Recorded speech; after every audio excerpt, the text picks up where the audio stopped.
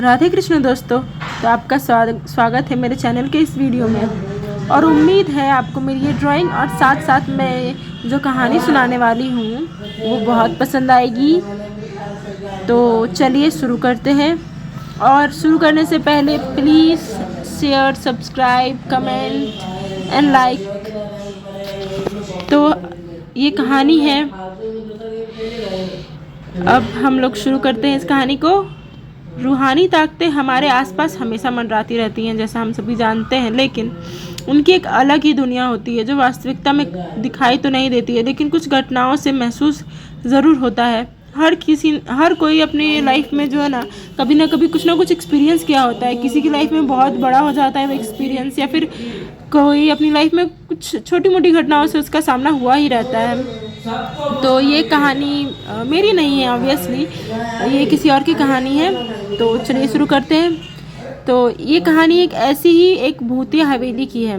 दरअसल एक पुरानी हवेली है जिसमें कई साल पहले राजा महाराजा रहा करते थे, लेकिन अब वह वीरान पड़ी रहती है क्योंकि उन राजाओं के वारिस देश से बाहर जा चुके हैं। ऑब्वियस है, हवेली के हालात जर्जर हो चुके हैं। अब उसे मरम्मत की ज़रूरत है।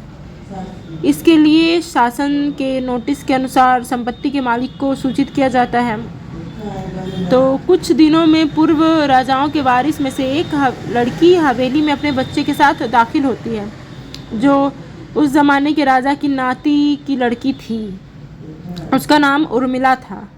उसके पति की कार एक्सीडेंट में मौत हो चुकी थी। अब वो विधवा हो चुकी है, लेकिन उसके पास एक बेटा है जो 8 वर्ष का है और वह भी अपनी माँ के साथ हवेली आया है।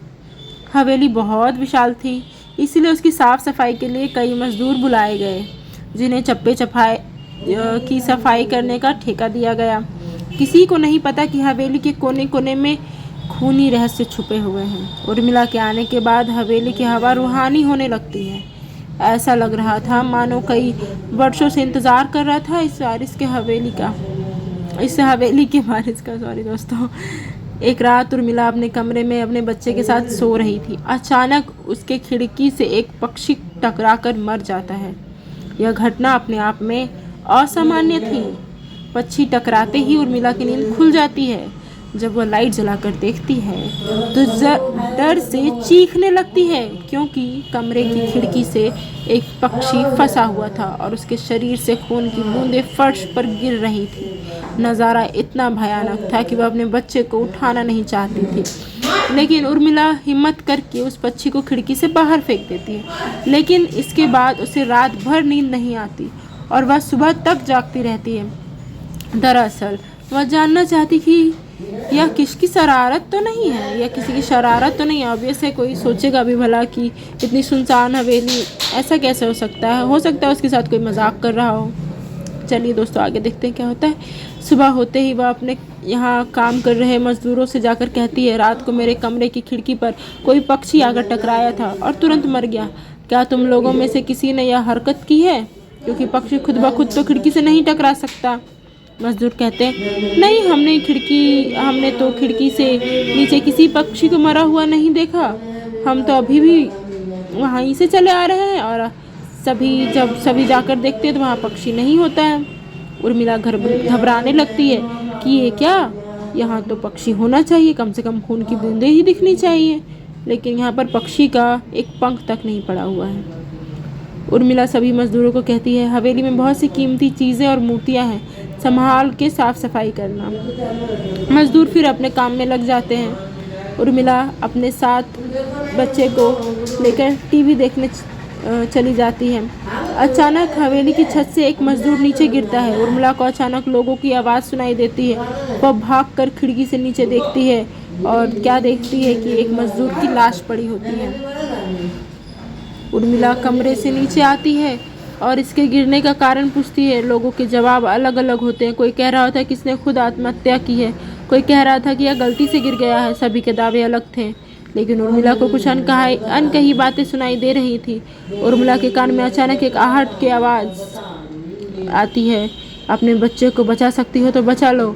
उर्मिला यह वाक्य सुनते ही अपने कमरे की तरफ भागने लगती है, क्योंकि कमरे में उसका बच्चा अकेला टीवी देख रहा होता है।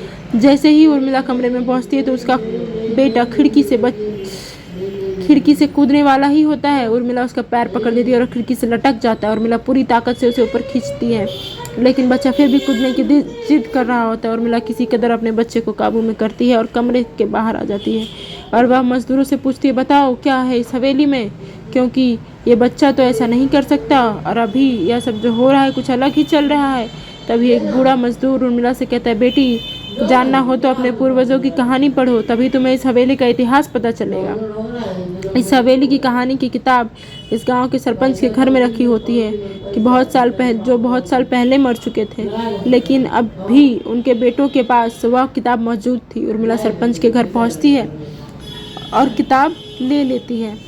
किताब पढ़ते उसे पता चलता है कि इस हवेली में एक नौकर नौकरानी भी थे जिनके बीच में बहुत प्यार था और वह कई सालों से हवेली की सेवा कर रहे थे। लेकिन एक बार रानी के शाही गहने चोरी हो गए और उसके शंका में राजा ने नौकरानी को चोरी की सज़ा दी और जिंदा दफन कर दिया गया उसे। उसके गम में उसके पति ने भी अपनी जान दे दी और 1 महीने बाद ही उस राजा ने अपनी ही पत्नी को तलवार से मार दिया। उसके बाद छोटे मोटे हादसे हवेली में होने लगे, जिस वजह से यह हवेली हमेशा बंद कर दी गई। कई सालों के बाद वहाँ कोई आया है, जिससे वहाँ रहने वाली आत्माओं को मौका मिल गया फिर से बदला लेने का। उर्मिला हवेली का रहस्य जानकर यहाँ से जाना चाहती है, क्योंकि उसे अपने बच्चे की चिंता है। इसलिए वह रात में ही कार लेकर एयरपोर्ट के लिए निकल जाती है। अचानक रास्ते में उसकी कार का एक्सीडेंट हो जाता है और कार पलटकर उल्टी हो जाती है, लेकिन दोनों को कोई नुकसान नहीं होता। उर्मिला अपने बच्चे को बाहर लेकर निकलती है और सुनसान सड़क पर भागने लगती है। रास्ते में उसे एक कार आती दिखाई देती है और कार को रोकने के लिए उर्मिला सड़क के बीच में खड़ी हो जाती है और अपनी मदद के लिए चिल्लाने लगती है। तभी अचानक कार वाला आकर ब्रेक लगा देता है और उर्मिला पास जाकर देखती है तो उसकी हिम्मत बढ़ जाती है, क्योंकि एक पुलिस ऑफिसर होता है वो। उर्मिला हड़बड़ाहट में उसे अपनी बात कहती है और रोने लगती है। पुलिस ऑफिसर उन्हें अपनी गाड़ी में बैठने को कहता है और रोड में जाने लगता है। रास्ते में एक बूढ़ा सड़क पर जा रहा होता है और इनकी कार के सामने आते ही रोड पर गिर जाता है। पुलिस ऑफिसर गाड़ी से उतरकर उस व्यक्ति को देखता है। बूढ़ा व्यक्ति बेहोश हो चुका था। पुलिस ऑफिसर उसे गोद में उठाकर अपनी गाड़ी के पीछे बैठा देता है और अस्पताल के लिए चलने लगता है। अचानक उस बूढ़े व्यक्ति का हाथ पीछे से पुलिस ऑफिसर की गर्दन तक पहुंच जाता है। पुलिस ऑफिसर छटपटाने लगता है और अचानक गाड़ी का ब्रेक लगा देते हैं। गाड़ी की स्पीड कम होने की वजह से वह कार वहां खड़ी हो जाती है और ऑफिसर अपनी गन निकालकर बूढ़े की तरफ निशाना लगाकर गोली चला देता है। बूढ़े के सर में गोली लगने से भी उसकी जान नहीं जाती। महिला और पुलिस ऑफिसर दोनों ही समझ चुके थे यह कोई भूत है। भूत को देखते ही उर्मिला अपने बच्चों को लेकर बाहर निकल जाती है। इसी बीच पुलिस ऑफिसर भूत की पकड़ से अपने आप को छुड़ाने में कामयाब हो जाते हैं। पुलिस ऑफिसर के बाहर निकलते ही तीनों बाहर रोड से भागने लगते हैं और कुछ देर भागते हुए उन्हें सड़क के किनारे जगमगाती लाइट्स दिखाई दे रही होती है। पुलिस ऑफिसर उर्मिला से कहते हैं, मैडम यह एयरपोर्ट है, जल्दी चलिए। उर्मिला अपने बच्चों को लेकर एयरपोर्ट के अंदर पहुंच जाती है। एयरपोर्ट पहुंचते ही उर्मिला की जान में जान आ जाती है, क्योंकि पुलिस ऑफिसर की बहादुरी की वजह से उसके बच्चे की जान बच गई थी। लेकिन हवेली में भूतिया ताकतों का आधिपत्य अभी तक बना है और इसी के साथ ये खूंखार भूतिया कहानी